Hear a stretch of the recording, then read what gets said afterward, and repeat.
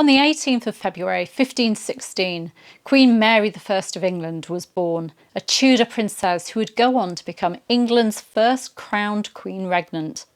To commemorate her birth, I want to explore the fascinating similarities and stark differences between Mary I and her half-sister Elizabeth I. Both were daughters of Henry VIII, both were queens in their own right, and both faced incredible challenges. But while Mary's reign lasted just 5 years, Elizabeth ruled for over 44 years, shaping what is often seen as England's golden age. So what did these two queens have in common? And where did they differ? Despite their different upbringings, religious views and ruling styles, Mary and Elizabeth shared many traits. 1. They believed they had an absolute right to rule. Both women were fiercely convinced of their legitimacy and divine right to rule. As Henry VIII's daughters, they believed that their father had made them queens by God's will, and they fought to defend their crowns.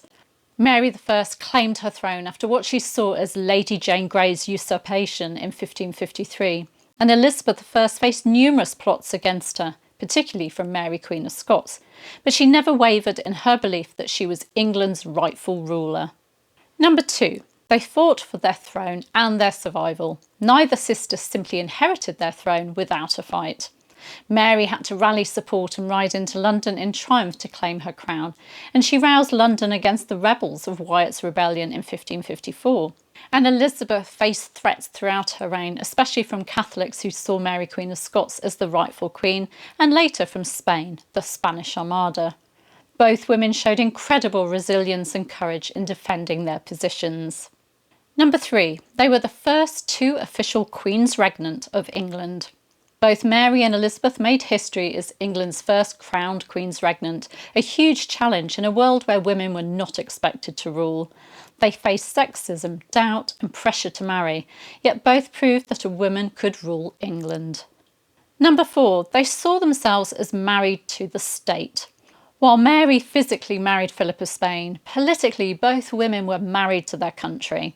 Mary saw herself as wedded to Catholicism and her duty to restore England to Rome, and Elizabeth famously never married, declaring herself the Virgin Queen, saying she was married to her realm and her people. 5. They built up England's navy. Both queens recognised the importance of a strong navy.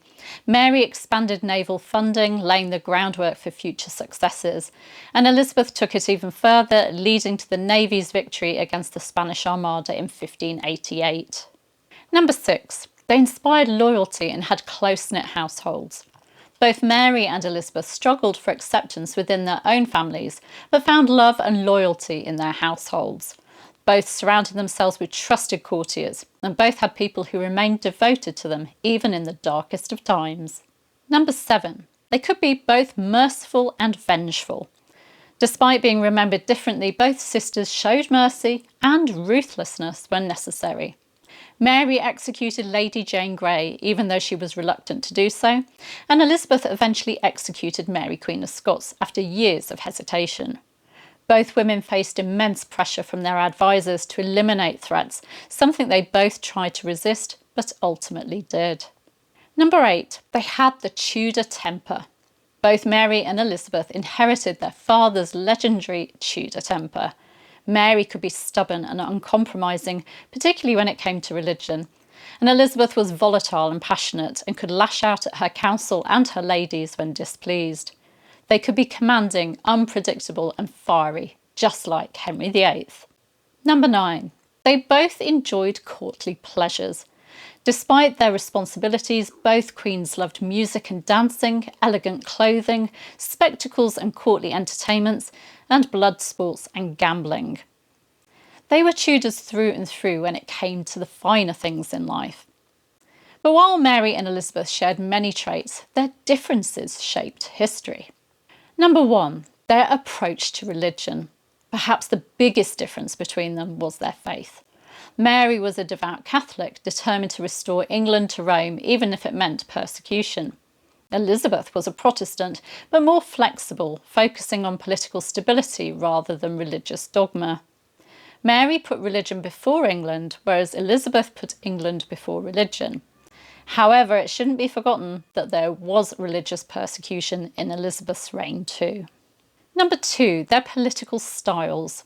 Mary was more direct and conventional, trusting those who shared her faith.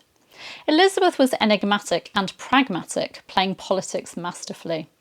Elizabeth was a shrewd politician, while Mary appears to have been less politically savvy and more idealistic. Number 3, their councils and advisors. Mary had a larger council, but many of her advisors failed her, particularly in her marriage to Philip of Spain. Elizabeth ruled with a smaller, highly skilled council, relying on men like William Cecil and Francis Walsingham. Elizabeth's choice of advisors was key to her success, while Mary's council struggled to unite behind her. Number 4, their marital status. Mary married Philip of Spain, but it was deeply unpopular in England. Elizabeth never married, using her single status as a political tool. Mary saw marriage as essential to producing an heir, while Elizabeth saw it as a potential trap. Number 5, how they dealt with their successors. Mary was desperate for a child but was unable to conceive. She refused to name Elizabeth as her heir until the last moment. Elizabeth never had children but accepted James VI of Scotland as her successor. Mary fought to continue the Tudor line, while Elizabeth was more accepting of change. Number 6, their reputation and legacy. Mary's reign is often remembered for the Marian persecutions, burning Protestants, and for failing to produce an heir. Elizabeth's reign is seen as a golden age, remembered for defeating the Spanish Armada, exploration and cultural growth. History has been far kinder to Elizabeth than to Mary, even though both women shaped England in profound ways. Mary I and Elizabeth I were two sides of the same Tudor coin, strong-willed, intelligent and determined. But where Mary's devotion to Catholicism and her marriage to Philip of Spain undermined her rule, Elizabeth's political cunning, her flexibility and refusal to marry made her one of the most successful monarchs in English history. So was Elizabeth really England's greatest queen? Or is Mary I's reign unfairly overshadowed?